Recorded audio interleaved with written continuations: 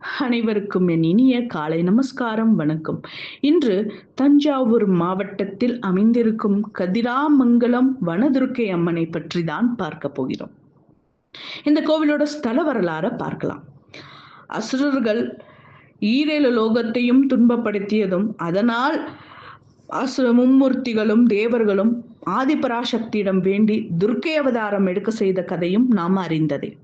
அப்படி துர்காவாக அவதாரம் செய்து வதம் செய்த பிறகு பூலோகத்தில் சிவமல்லிகாவனம் என்ற இடத்தில் தவம் புரிய ஆரம்பிக்கிறாள் தாய். இங்கே தங்கியும் விடுகிறாள். அப்படி தங்கிய இந்த இடம்தான் கதிராமங்கலம் என்று இப்பொழுது அழைக்கப்படுகிறது.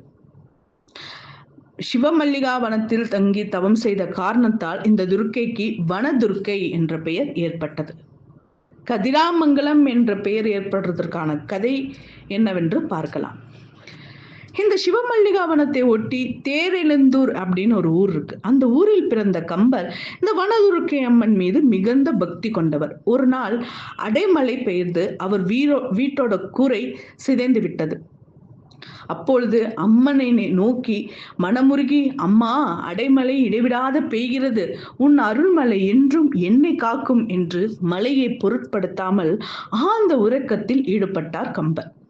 காலை விழித்தெழுந்து பார்த்தபோது அவர் வீட்டு கூரை நெற்கதிர்களால் வேயப்பட்டு இருந்ததை கண்டு வியந்து கதிர் தேவி, கதிர் வேய்ந்த மங்கள நாயகி என பாடி பரவினார். அதனால் இந்த இடத்திற்கு கதிராமங்கலம் என்ற பெயர் ஏற்பட்டது. இந்த அம்மன் தினமும் காசிக்கு சென்று வருவதாக ஒரு ஐதீகம் உள்ளது. அது ஏன் பார்க்கலாம். புண்ணியம்பதியான வேதாரண்யம் திருத்தலத்தை தரிசிக்கிறதுக்காக அகஸ்தியர் போய்கொண்டிருக்கிறார் இந்த கதிராமங்கலம் வழியாக. அப்படி அவர் செல்லும் வழியில் அசுரன் ஒருவன் அவரை தடுத்து நிறுத்தி மலை உருவில் வளர்ந்து நின்று நிற்கிறான். அவனை அழிக்கிறதுக்கான சக்தி வேண்டும் அப்படின்னு இந்த வனதுர்க்கை அம்மனை அகஸ்தியர் பிரார்த்தித்துக் கொள்கிறார். அகஸ்தியருக்கு வரமும் அளிக்கிறார் இந்த வனதுர்க்கை அம்மன்.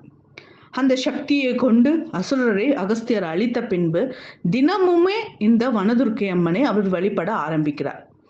அப்படி ஒரு நாள் என்ன ஆகுறது அப்படின்னா, காசிக்கு செல்ல விரும்பிய அகஸ்தியர், காசிக்கு நம்ம சென்று விட்டால் துர்க்கை அம்மனை நம்மளால வழிபட முடியாதே அப்படின்னு கலங்குறார். அவருடைய கலக்கத்தை அகற்றுவதற்காக திருவுள்ளம் கொண்ட வனதுர்க்கை அம்மன் அனுதினமும் இரவு பொழுதில் காசிக்கு வந்து முனிவருக்கு தரிசனம் தருவதாக திருவாக்கு தந்தார். அதன்படியே இன்றைக்கும் கோவில் கருவறை விமானத்தில் இருக்கும் ஒரு துளை வழியே தினமும் வனதுர்க்கை அம்மன் காசிக்கு சென்று வருவதாக ஐதீகம் உள்ளது. இந்த கோவிலோட அமைப்பை பத்தி நம்ம பார்க்கலாம். பொதுவா நம்ம துர்க்கை அம்மன் வடக்கு நோக்கி இல்லைன்னா தெற்கு நோக்கி தான் அமைந்திருக்கும். ஆனால் இந்த வனதுர்க்கை அம்மன் கிழக்கு நோக்கி அருள் பாலிக்கிறாள். வனதுர்க்கை அம்மன் மிகவும் சாந்தமாக நிலையில்தான் இங்கே இருக்கிறாங்க. 3 நிலை ராஜகோபுரத்துடன் திகழும் இந்த அழகிய ஆலயத்தின் கருவறையில் தாமரை பீடத்தில் நின்ற கோலத்தில் அம்மை இருக்கிறார். மேலிரு கரங்களில் சங்கும் சக்கரமும் திகழ, வலக்கரம் அபயம் காட்ட, இடக்கரம் ஊர்த்தவ அஸ்தமமாக திகழ்கிறது.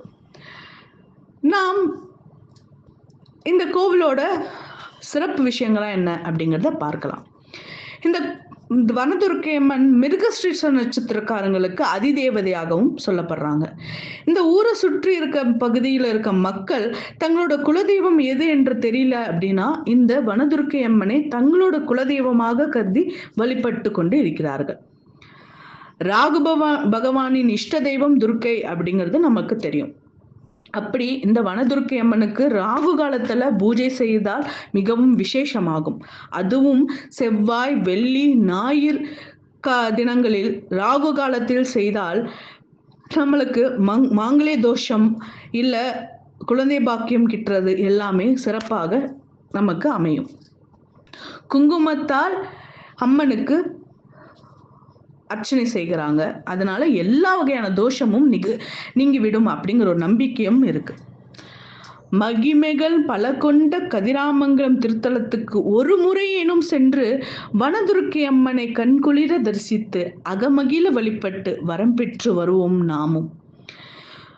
எல்லா விருத்தியும் நமக்கு திருப்தியாக கிடைக்கிறதுக்காக அம்பாள் அருள் புரிகிறாள் இந்த ஸ்தலத்தில்.